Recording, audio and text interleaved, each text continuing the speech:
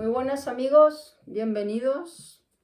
Otro ratito para compartir un breve pensamiento, exposición de tantas cosas buenas, prácticas que hay en la palabra de Dios. Es imposible a la hora de escoger un tema, a veces me pasa que no sé de qué hablar porque hay tanto que tengo que seleccionar.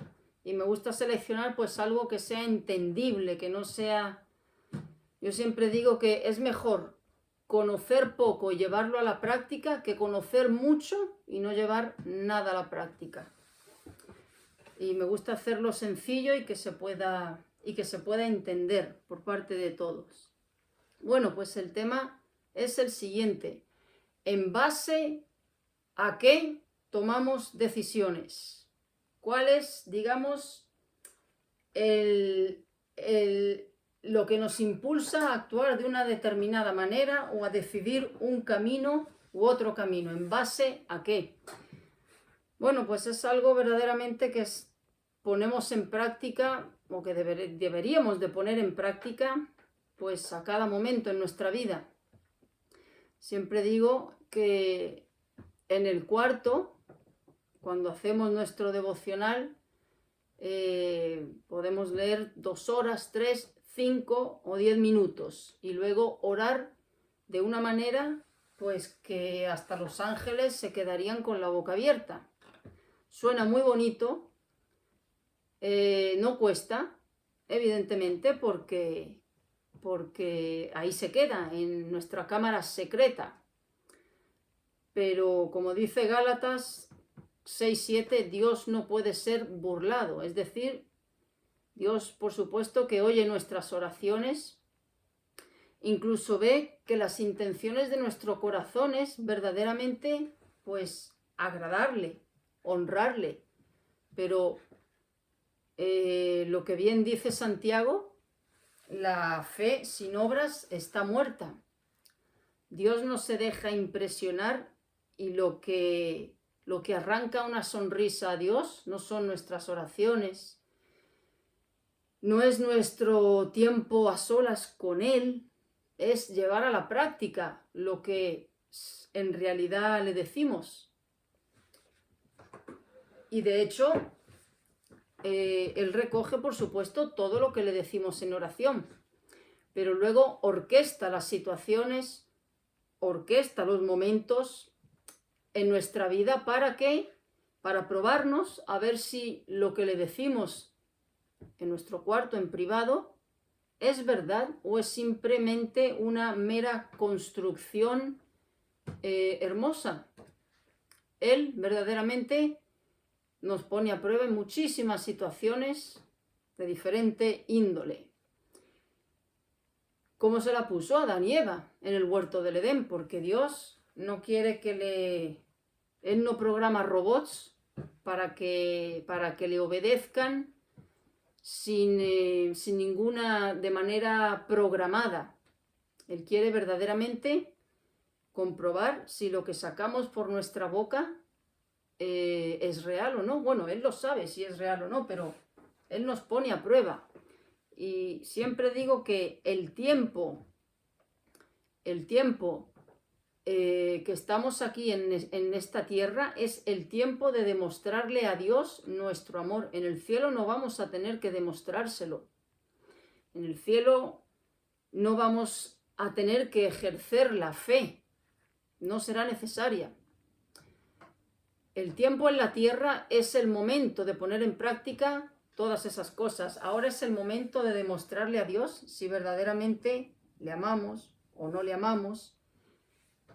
Hasta qué grado estamos comprometidos con Él, cuán alto es nuestro grado de disposición para obedecerle. Es ahora, en este tiempo. En el cielo vamos a estar todos ya libres del pecado. El pecado no nos va a fustigar más, nuestra carne no nos va a arrastrar, a actuar de maneras que no debemos. Eso va a ser cosa del pasado. En el cielo ya no hay la más mínima oportunidad de que esas cosas se lleven a cabo. Entonces, Dios verdaderamente Él pone en nuestra vida pues situaciones de diferente índole, depende de la circunstancia de cada uno para ponernos a prueba, evidentemente. Entonces, ¿en base a qué tomamos decisiones? ¿En base a qué? Porque ahí es verdaderamente donde se pone en práctica lo que tanto motivo da de discusión en Santiago. La salvación es por fe o por obras. La salvación es evidentemente únicamente por fe. Pero una fe que no va respaldada por la obediencia a Dios, esa fe no es real, es vana. Puede haber sido un momento de emoción, un momento de remordimiento, pero el remordimiento no es quebrantamiento, no es arrepentimiento. El impío tiene remordimiento cuando hace algo malo, la conciencia le grita, pero eso no significa que se haya arrepentido, hay una diferencia. Entonces, cuando tenemos que tomar decisiones, ¿en base a qué tomamos esas decisiones? Bueno, vamos a ver lo que dice Dios con respecto a cómo debemos de tomar decisiones, qué es lo que tenemos que tener en la mente y en el corazón. Dice él, Proverbios 27, capítulo 27, versículo 18, dice: el que mira por los intereses de su Señor, el Señor, tendrá honra. Es decir, en la vida se presentan muchas ocasiones donde el diablo nos pone, digamos, ese regalito, y ese regalito, pues, evidentemente no es un regalito negro, porque nos percataríamos de que es un engaño del diablo. Él pone situaciones, o pone tentaciones, o pone caminos que aparentemente parecen buenos, parecen que vamos a salir muy beneficiosos tomando esa senda, pero, como yo digo, son atajos del diablo. Y los atajos del diablo, aunque estén decorados, aunque estén perfumados, aunque se vea que es la única salida y es la que nos conviene y nos va a sacar de muchos problemas, no importa si nos saca de un problema temporal si quedamos mal con Dios. Entonces, ¿de qué manera decidimos, tomando en cuenta cómo podemos salir beneficiados o cómo podemos escapar de una situación determinada y en ese momento salir ganando, pero en nuestra conciencia bien sabemos, si verdaderamente hemos nacido de nuevo, el Espíritu Santo va a susurrar a nuestro oído: el Señor no hubiera hecho eso. Y no podemos acallar esa conciencia. ¿Qué es lo que pasa? Bueno, puede ser que en ese momento podamos salir de una situación determinada, incluso seamos verdaderamente beneficiados temporalmente. Pero ¿de qué sirve ser beneficiado temporalmente si eso ha costado que nuestra relación con Dios se quiebre, se manche o entristezcamos al Espíritu Santo? Bueno, evidentemente no sirve de nada, es un fracaso en nuestra vida eso. Pero el diablo lo pinta muy bonito, muy bonito. Voy a poner ejemplos muy fáciles, muy prácticos, como por ejemplo el tema de la mentira. De cuántas situaciones, y todos lo sabemos, podríamos salir triunfantes, beneficiados, librarnos de muchas situaciones incómodas, quedar bien delante de los demás, en fin, de tantas formas. Si pudiésemos hacer uso de la mentira, qué arma, qué baraja de cartas que nos libraría de tantas situaciones, y el abanico podemos emplear la que queramos. Bueno, si verdaderamente hemos nacido de nuevo, no podemos disponer de esa baraja de cartas que llevan todos los impíos en el bolsillo, porque el impío no tiene ningún problema en emplear cualquier tipo de mentira, sea mentira gris, medio blanca o opaca. No hay problema. La emplea y se libra de muchas situaciones, evidentemente.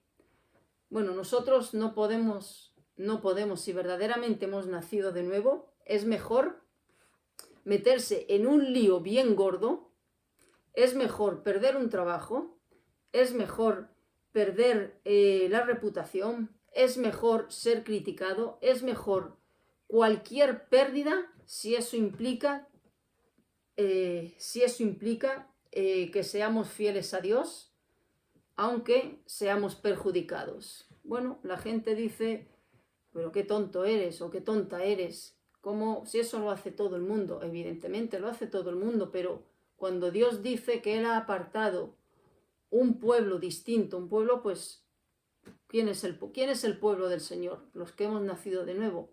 Apartados, sed santos, porque yo soy santo. Sin santidad nadie verá a Dios, es decir, sin un verdadero nuevo nacimiento, y el nuevo nacimiento lo que conlleva es tomar decisiones pensando en la reputación de Dios. El que verdaderamente ha nacido de nuevo toma decisiones no pensando en su beneficio terrenal, sino en cómo afecta esa decisión a la reputación de Dios. ¿Qué quiero decir con esto? Muchos inconversos no les sirve de nada este argumento, porque nadie va a dar cuenta por los pecados de nadie. Nadie en el día del juicio va a poder decir, me dio mal testimonio fulano, me dio mal testimonio aquel pastor, me dio mal testimonio aquel de allí, y por eso, pues Señor, por eso yo nunca quise leer la Biblia, por eso yo nunca creí. Eso no va a suceder. Nadie va a tener excusa de señalar a ningún cristiano por el mal testimonio para no haber creído. Ahora bien, que un mal testimonio tira mucha basura al nombre de Cristo, por supuestísimo que sí.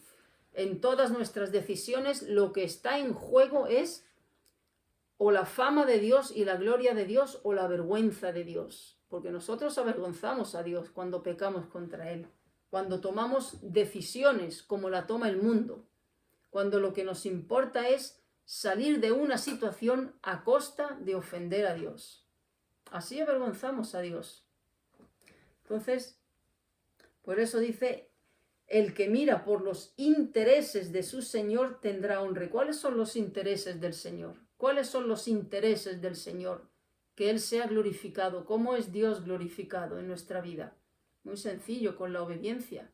Y la obediencia abarca un abanico extensísimo, enorme, desde un puesto de trabajo, negándose a mentir, siendo honrado, con un cambio de una cajera que se equivoca y uno da la vuelta y devuelve el dinero. O sea, en todas esas pequeñas acciones miramos por los intereses del Señor. Pero qué triste es que a veces decidamos en función de nuestros intereses terrenales. Cuando decidimos en función de nuestros intereses es cuando avergonzamos a Cristo.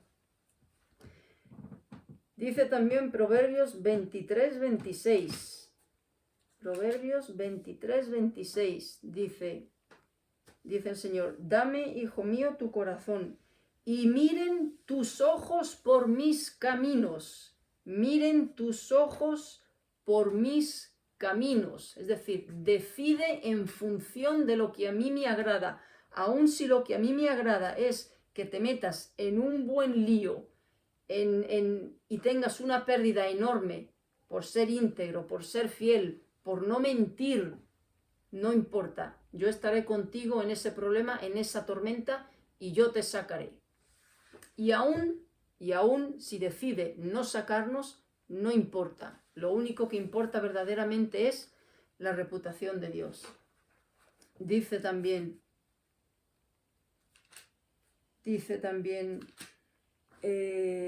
Salmo 119:15.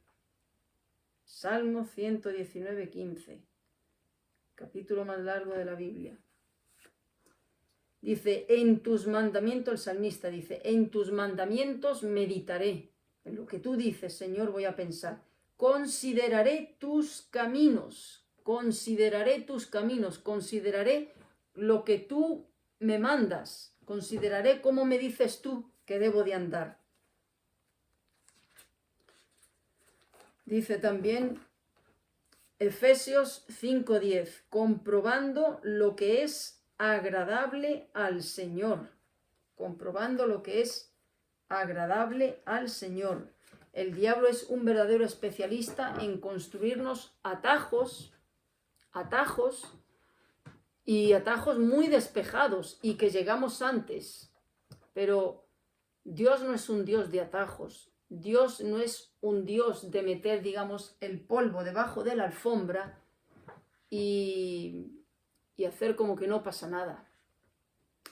Verdaderamente, ¿cómo ponemos en práctica, por ejemplo, el camino de Dios, los intereses del Señor? Bueno, pues, por ejemplo, he hablado de la mentira. La mentira no es una opción, no es una opción para el creyente. No es una opción. De hecho, el decir la verdad nos va a meter en muchísimos problemas y en muchísimas pérdidas. Pero no importa cualquier pérdida si eso arranca una sonrisa de Dios. Cuando se actúa diciendo la verdad, uno mira por los intereses del Señor.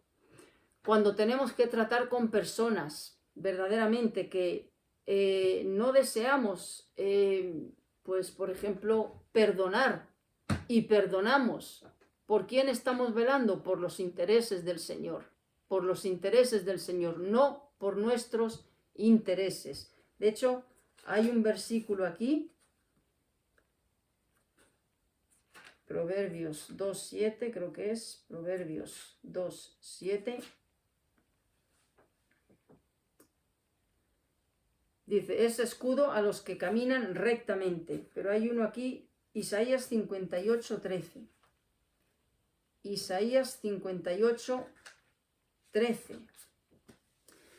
Dice, hablando del día de reposo, que no se podía hacer absolutamente nada. De hecho, tenían que tener la comida preparada el día anterior, para ese día era exclusivamente del Señor.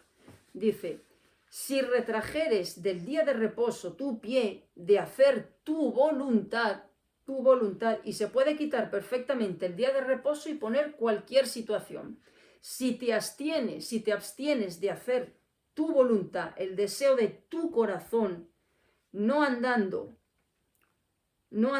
en tus propios caminos, ni buscando tu voluntad, ni hablando tus propias palabras, entonces te deleitarás en Jehová, y yo te haré subir sobre las alturas de la tierra. Es decir, si te abstienes de seguir los deseos de tu corazón, si te abstienes de hacer tu voluntad, te niegas a ti mismo y decides en base a lo que a Dios le agrada, a lo que a Dios le honra, pues esa es verdaderamente nuestro bien. Ese es nuestro bien. Eso es mirar por los intereses del Señor. ¿Qué dice Samuel, primera de Samuel, capítulo 2, versículo 30? Dice el Señor, yo honraré a los que me honran, y los que me desprecian serán tenidos en poco. Dios honra a aquellos que velan por sus intereses. Dios bendice. Es evidente que nuestra obediencia no tiene que ser en base a que seamos bendecidos por Dios. Eso sería una motivación turbia. Eso sería una motivación egoísta. No sería digna de un hijo de Dios querer obedecer a Dios para que Él a cambio me bendiga.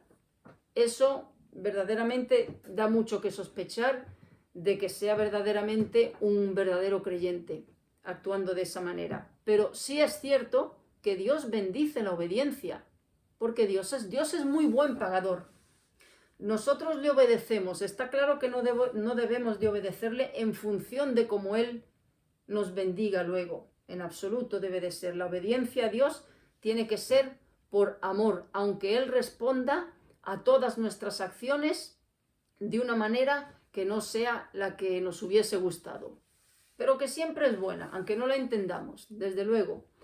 Pero Dios es muy buen pagador, porque obedecemos a veces en cosas muy pequeñitas y lo que recibimos de vuelta es muchísimas bendiciones, porque Dios es así de bueno. Nosotros damos en función de, este me ha dado 1, pues 1, no le voy a dar 2. 1, si me da 2, entonces ya le doy 2. No, Dios le damos un poquito de obediencia y Dios nos da un diluvio de bendición, porque así de bueno es Él, así de bueno es Él. Entonces, en base a que hay tantas áreas en nuestra vida en la que vamos a ser probados si verdaderamente honramos a Dios, y muchas de esas situaciones se ve con personas que debemos de aprender a mirarlas a través de los ojos de Cristo, no a través de nuestra carne. ¿Cómo trataba Dios, cómo trataba Cristo a la gente cuando estaba aquí en la tierra? ¿Era mal educado? ¿Respondía con segundas? ¿Insultaba? ¿Trataba en función a cómo lo trataban a él? Nada de eso. Recuerdo siempre ese pasaje cuando iba él caminando con una multitud, lo estaba siguiendo, y creo que eran 2 ciegos, me parece, que estaban gritando detrás de él, pegando voces, que los apóstoles le dijeron: Señor, hazlos callar, dile que se vayan. ¿Y qué hizo el Señor? ¿Qué hizo el Señor? Hizo todo lo contrario. Dijo: traédmelos acá. Y les devolvió la vista. Entonces, es en esos momentos donde se pone a prueba si lo que buscamos es honrar al Señor o dejarnos llevar por nuestro corazón, pero verdaderamente deshonrarlo a Él con nuestras decisiones carnales.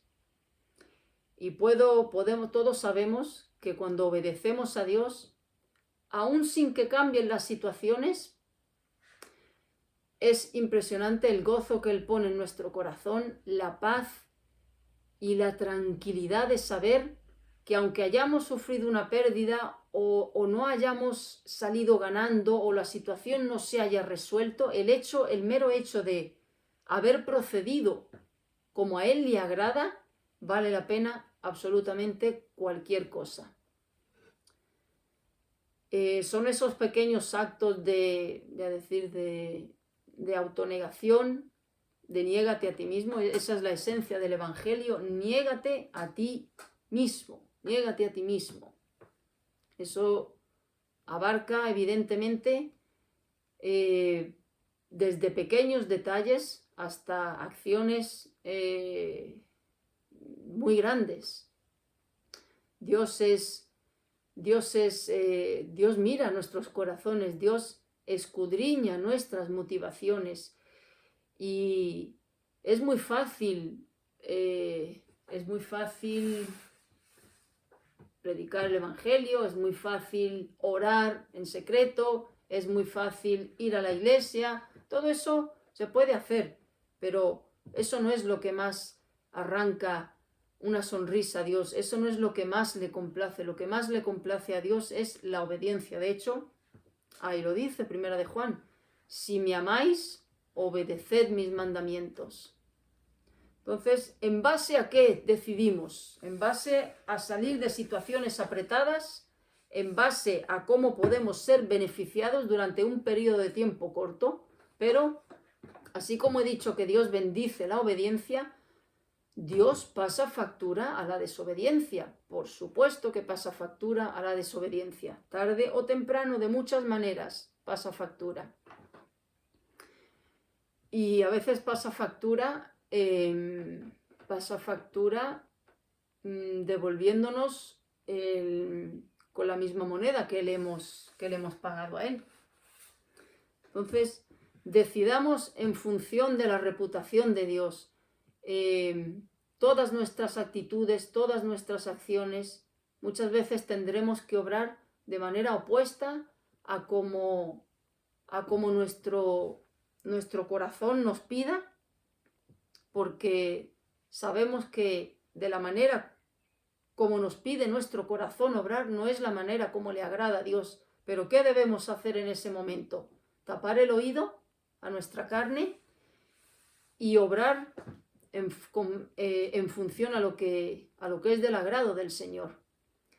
la obediencia es una decisión, no es un sentimiento, es una decisión. El obedecer es una decisión de la voluntad. Dios te dice, perdona, no tienes que sentirte con el deseo de perdonar. Dios te dice, perdona y debes de hacerlo. Es una decisión, no es un sentimiento.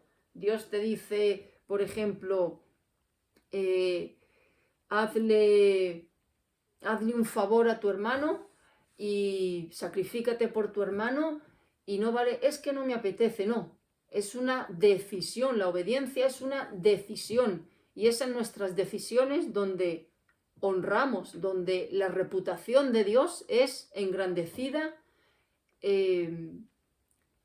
y su nombre es glorificado en nuestras acciones. Verdaderamente, yo digo que en el día del juicio de los creyentes, en el juicio de cada uno de nosotros, en el mío personal, en la persona que esté viendo este vídeo, en ese día del juicio, cuando estemos delante de Él, evidentemente la salvación la tenemos, pero ahí Dios nos va a hacer ver, pues, ese es el tribunal de Cristo, el tribunal donde se van a repartir las recompensas en función a cómo decidimos en nuestra vida, en la tierra.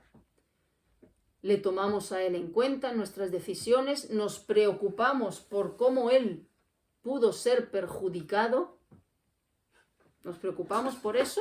¿O solamente nos preocupamos por cómo podemos salir nosotros perjudicados? ¿En cómo nos ven los demás?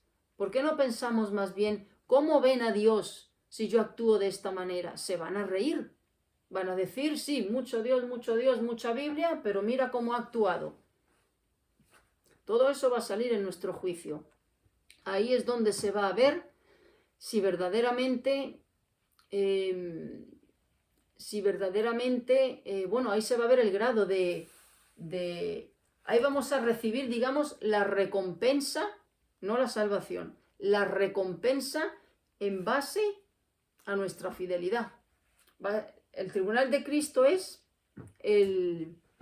un tribunal de recompensas. Es evidente que no todos los cristianos vamos a tener la misma recompensa. Todos vamos a estar en su presencia, vamos a gozar de Él, pero no todos hemos tenido el mismo grado de fidelidad, el mismo grado de obediencia, el mismo grado de entrega, el mismo grado de autonegación. No todos, evidentemente. Y Dios es justo y Dios no le va a dar más al que no lo merece, ni tampoco le va a dar menos al que merece más recompensa. Todos en la presencia de Dios, porque ahí estamos gratis únicamente por la obra de Cristo. Pero ahora en la tierra es donde se juegan nuestras recompensas. Y esas recompensas Dios, como bien he empezado en el vídeo diciendo, va a orquestar situaciones y momentos en nuestra vida para ponernos acá a prueba, como puso a José a prueba en la casa de Potifar. Lo puso a prueba, decidió correctamente. José dijo, ¿cómo haría yo este gran mal y pecaría contra mi Dios? José no dijo, uy, si me pillan. No. Él dijo, ¿cómo haría yo este gran mal y pecaría contra mi Dios? Eligió correctamente. ¿Qué le costó a José? Bueno, una calumnia. Lo metieron en la cárcel 12 años. Una calumnia. Pero fue a la cárcel sonriendo con Dios. Sonriendo. Y durmió como un bebé en la cárcel. Y Dios va a poner muchas situaciones de cualquier índole. Dios es especialista en función del área que tiene que trabajar con nosotros en nuestra vida, de orquestar esa situación para trabajar en ese área determinada. Él trata a cada oveja de manera personal. Él no es un pastor que va con todas las ovejas y a todas las trata exactamente igual. No, él sabe que aquella va medio coja y lo que tiene es que ponerla, por así decirlo, a fortalecer esa pierna, esa pata izquierda, y con aquella trabaja distinta que con aquella. Entonces, ahora, hermanos, es cuando nos jugamos las recompensas, pero como bien he dicho, la obediencia no debe de ser por recompensas, la obediencia no debe de ser por intereses personales. De hecho, eso sería daría que sospechar de un nuevo nacimiento. El verdadero creyente obedece por amor a Dios, no en función de cómo Dios lo pueda bendecir o le pueda ayudar. Entonces, tomemos decisiones pensando en la reputación de Cristo, pensando que Él fue a la cruz, negándose a sí mismo. Él pensó en nosotros. Fijaros qué paradoja. Él fue a la cruz pensando en nosotros. Él en el Getsemaní dijo al Padre, no se haga mi voluntad sino la tuya. Y él ya tenía en mente todos esos millones de millones de millones de millones de creyentes que iba a salvar. Si hubiese pensado en él en ese momento, en él y no en nosotros, el cielo estaría vacío. No hubiera ido a la cruz. Pero él pensó en nosotros. Entonces, pensemos nosotros en él, que nos ha regalado el cielo, y tomemos decisiones para que nuestras decisiones estén basadas en su reputación. Con nuestra obediencia honramos su reputación y adornamos su nombre. Nuestra obediencia es nuestro holocausto a él. Hoy en día no hay templo, no necesitamos. Cristo abolió todo eso. Pero nuestro holocausto, nuestro incienso, por así decirlo, a él, es nuestra obediencia. Las palabras suenan muy bonitas, son fáciles de decir. Si todos hacemos un esfuerzo, podríamos predicar mejor que el apóstol Pablo, o que Spurgeon, o que Jonathan Edwards, o en fin, o que tantos. Eso, el hablar es fácil, lo difícil es llevarlo a la práctica, pero Dios lo que quiere es la práctica. Por eso ahí está Santiago. No somos salvos por obra, pero las obras evidencian un nuevo nacimiento. Las obras respaldan que esa fe es genuina, genuina. Entonces, que Dios nos ayude a decidir en base a Él, porque Él lo merece. Gracias, Señor, por este tiempo. Gracias porque tu palabra es tan clara, es tan sencilla a veces de entender, Señor, en tantas áreas. No es complicada, es simplemente en mirarte a ti y en pensar en ti. ¿Cómo actuarías tú si estuvieses en nuestro lugar? Pues ayúdanos a decidir, Señor, siempre teniéndote presente, que con nuestras palabras, nuestras actitudes o nuestras decisiones podemos o bien tirar tierra encima de tu nombre, o bien que la gente diga, bendito sea Dios, que algo tiene que tener el leer tu palabra. Ayúdanos, Señor, a no ser instrumentos que te causen vergüenza, sino instrumentos que glorifiquen esa obra que tú has hecho en la cruz. En el nombre de Jesús. Amén. Pues te invito a que si quieres poner alguna opinión o alguna experiencia personal que quieras compartir, me encantaría poder leerlo. Y que cada día de nuestra vida, pues desde que nos levantamos hasta que nos acostemos, estemos pensando palabras, actos, decisiones, todo. Está a juego el honor de Dios en todo lo que hacemos. Pues hasta la próxima.